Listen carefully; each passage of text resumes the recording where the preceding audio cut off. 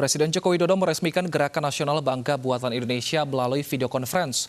Bangga Indonesia merupakan gerakan gotong royong seluruh elemen masyarakat Indonesia untuk bangga cinta dan membeli produk Indonesia terutama UMKM lokal.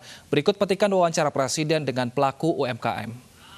Dan dengan mengucap Bismillahirrahmanirrahim, saya resmikan Gerakan Nasional Bangga Buatan Indonesia. Terima kasih. Wassalamualaikum warahmatullahi wabarakatuh. Om Santi Santi Santi Om. Ya, terima kasih Om Swastiastu. Terima kasih Om Swastiastu, Pak Presiden. Pak Presiden. Satu. Sehat Pak. Ya, doanya. Ya, terima kasih. Ya, saya memperkenalkan diri Pak. Nama saya Ketut Gede Atawo dari Bali. Ini bunda saya Pak. Bu Mari. Bu Mari dari Bali. Dari Bali, Pak Presiden. Pak Ketut, Bu Mari. Produknya apa ya? Bali.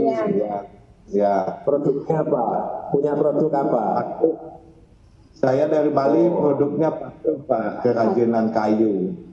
Oh, biasanya apa? Penjualannya di Bali atau ada yang diekspor langsung? Nggak ada Pak, sementara kita di rumah ada galeri Pak. Terus kita objek-objek wisata, kita ada tempatin, ada kita sewa.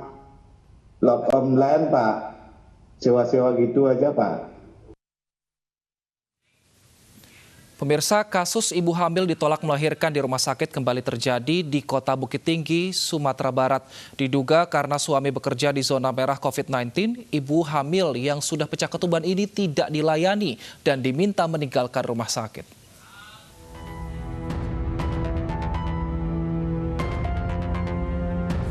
Kasus ibu hamil ditolak melahirkan di rumah sakit, kali ini dialami Sri Mahayu, 33 tahun, warga Mandiangin, Koto Selayan, Kota Bukit Tinggi, Sumatera Barat.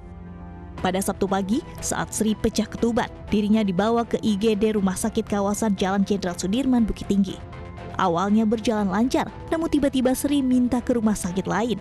Diduga hal ini karena Sri mengaku suaminya bekerja di Kota Duri, Provinsi Riau, salah satu daerah terjangkit COVID-19. Tanyalah dokter di dalam, katanya gimana kalau dokter Ami CC-nya, katanya kan. Tapi pas masuk dokter di dalam, tak siapa dokternya saya nggak tahu kan. Dibilangnya nggak CC do, nggak mau dia meriksa apa do, katanya kan. Keluar dibilangnya nggak bisa diproses di sini do, katanya. Tidak mendapat pelayanan di rumah sakit, Sri dan adiknya Emma akhirnya memutuskan pergi ke bidan praktik swasta di pinggiran kota. Menanggapi kasus ibu hamil ditolak melahirkan yang kembali terulang, Ketua IBI Bukit Tinggi Paulina menjelaskan bahwa keadaan kota sedang waspada pandemi virus corona, sementara para bidan kekurangan alat pelindung diri. Saya menyampaikan permohonan maaf kepada masyarakat Kota Bukit Tinggi atas kesimpang siuran berita terkait pelayanan kebidanan oleh bidan praktek mandiri dan bidan di rumah sakit. Dan sama sekali tidak ada penolakan dari bidan. Di masa pandemi virus corona, ibu hamil diminta melahirkan di rumah sakit yang dianjurkan guna memutus mata rantai penyebaran COVID-19. Karena rumah sakit tersebut memiliki peralatan medis dan alat pelindung diri standar pencegahan penyebaran COVID-19. Dari Bukit Tinggi, Sumatera Barat, Wahyu Sikumbang, iNews melaporkan. Bagaimana sebenarnya prosedur protokol COVID-19 bagi ibu yang melahirkan? Kita langsung sapa, ada Mbak Niken Widowati yang tengah menanti kelahiran putra ketiganya. Selamat siang Mbak Niken. Selamat siang. Mbak Niken, ini kapan rencananya akan melahirkan Mbak? Sekarang sih udah masuk minggu 39, jadi lagi nunggu hari aja. Nah, sebenarnya seperti apa prosedur protokol untuk ibu yang akan melahirkan di masa pandemi seperti ini, Mbak? Apakah Mbak Niken sudah mendapatkan infonya, Mbak? Sudah dari rumah sakitnya. Sebetulnya dari awal ketika ada COVID-19 udah positif itu, saya juga udah kayak jaga-jaga gitu. Saya tanya-tanya sama teman-teman saya yang di luar negeri yang sudah lagi hamil dan udah kena pandemi duluan gitu. Terus katanya suruh tanya ke dokternya, terus bisa nggak usah di rumah sakit besar gitu. Ya udah akhirnya saya pilih ke klinik bersalin yang memang khusus ibu dan anak. Terus di situ dikasih tahu kalau mau melahirkan harus tes swab untuk ibunya sama bapaknya gitu. Nah, swab test ini dilakukan ada waktu tertentu nggak, Mbak? Misalnya seminggu sebelum melahirkan? Setelah memasuki 37 minggu. Dan yang di swab test tidak hanya Mbak Niken saja, tapi juga suami ya, Mbak ya? Iya. Nah, tujuan dari swab test ini memang apakah nantinya akan dianjurkan ke rumah sakit tertentu atau seperti apa, Mbak?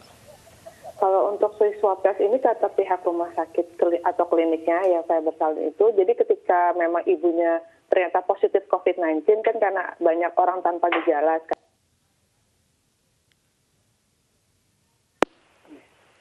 Itu dia kalau memang ibunya positif COVID-19 dia tidak bisa rooming in. Jadi begitu lahir anaknya tidak bisa IMD, terus juga tidak bisa langsung tidur sama ibunya, menyusui juga terpisah katanya gitu. Nah, untuk terpisahnya itu butuh waktu berapa lama, Mbak, setelah melahirkan dengan bayinya? Kalau dari pihak klinik saya bilang sih langsung, jadi begitu sudah melahirkan, langsung dipisah gitu anaknya, langsung di ruangan terpisah gitu. Karena biasanya kan kalau begitu sudah melahirkan, dilap sebentar, habis itu ditaruh di dada ibunya kan untuk IMD. Nah itu tuh nggak langsung dipisahkan gitu, karena khawatir anaknya kena tertular juga gitu. Terpisah setelah berapa lama, Mbak? Maksudnya dipisah seminggu kemudian apakah sudah boleh bertemu atau seperti apa? Nah itu saya belum tahu sih, mungkin perlu swab test lagi setelah itu, mungkin kalau udah sembuh atau gimana baru ketemu lagi. Tapi yang pasti nyusuinnya dipisah kayak gitu-gitu. Nah, selain prosedur itu yang berbeda, Mbak, apakah prosedur untuk menginap di rumah sakit saat akan mau melahirkan juga ini berbeda atau sama saja? Berbeda sih. Biasanya kan ini yang kehamilan saya ketiga. Yang pertama, kedua itu kan biasanya kalau kontraksi awal-awal kayak pembukaan 2, pembukaan 3, pokoknya udah ngerasain kontraksi itu udah bisa ke rumah sakit. Nah, kalau ini disarankan kalau memang sudah kontraksinya kenceng baru ke rumah sakit. Terus udah gitu pendamping hanya boleh 1 orang dan itu juga sudah dites swab atau rapid test.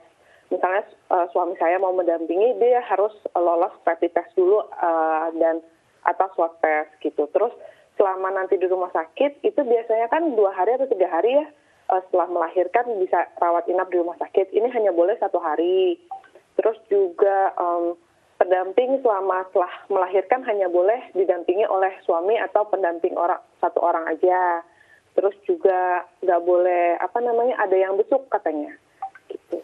Baik, Mbak Niken mungkin ada sedikit kecemasan karena saat ini tengah hamil dan juga akan melahirkan di saat pandemi corona seperti ini. Nah, Mbak Niken untuk mengatasi rasa cemasnya apa yang Mbak Niken lakukan, Mbak? Nah, biasanya kan mau jelang-jelang lahiran tuh ada olahraga hamil gitu kan, senam hamil, ada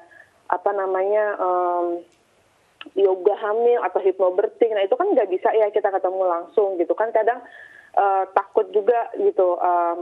Akhirnya ikut kelas-kelas online gitu. Terus kalau misalnya mempersiapkan barang-barang untuk sekecil, biasanya kita belanja, kayak udah 7 bulan tuh udah boleh belanja kan. Sekarang nggak bisa, jadi review-review online, saya catetin, pakai yang ini ya sekarang, pakai ini. Terus saya belinya via online juga, atau WhatsApp ke toko perlengkapan bayi gitu. Nah, persiapan untuk melahirkan ini yang waktu sudah tidak lama lagi, persiapan Mbak Niken dan suami apa, Mbak? Selain udah nyiapin hospital bag-nya yang juga ringkas dibandingin sebelum-sebelumnya, karena sebelum-sebelumnya nginepnya 2-3 hari kan, sekarang cuma 1 hari. Terus juga nyiapin dana juga karena swab test ini ternyata tidak di-provide sama asuransi dan BPJS setahu saya gitu, jadi memang harus dana sendiri. Terus juga pelindung shield itu loh yang buat anak bayi itu. Kalau biasanya kan setelah melahirkan yang nyiapin buat ibunya, buat bayi baju misalnya gitu. Kalau sekarang nambah pelindung shield, nambah masker buat kitanya, sama buat cuci-cuci tangan gitu. Terus langsung schedule jadwal vaksin sih. Biasanya kan 3 hari itu tuh ada vaksin gitu kan di rumah sakit. Jadi kita nggak usah schedulein. Nah sekarang karena cuma boleh nginepnya 1 hari, berarti vaksin-vaksin berikutnya tuh harus langsung di-schedulein gitu. Baik, baik Mbak Niken, terima kasih banyak atas waktunya. Semoga saat lahiran nanti selalu sehat bersama juga bayinya, bersama dengan keluarga, sehingga bisa cepat berkumpul dan kembali seperti biasa ya Mbak Niken.